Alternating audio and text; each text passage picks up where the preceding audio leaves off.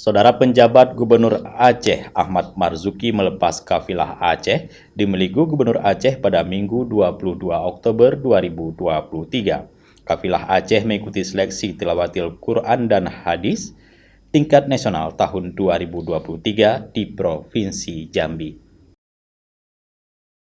Acara pelepasan dihadiri Kepala Dinas Syariat Islam Aceh, Ketua Lembaga Pengembangan Tilawatil Quran LPTQ Aceh, seluruh peserta, pelatih, dan ofisial. Penjabat Gubernur Aceh Ahmad Marzuki dalam sambutannya berpesan agar para peserta selalu menjaga nama baik Aceh saat berada di Jambi nantinya. Mereka juga diminta terus menjaga kesehatan agar bisa tampil maksimal dan memperoleh hasil terbaik. Ia berharap STQH ini bisa dimenangkan oleh Aceh.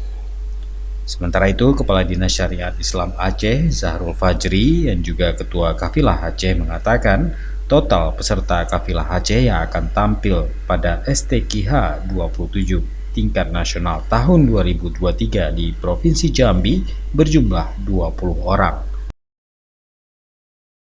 Dari Banda Aceh, Tim Liputan Aceh TV melaporkan.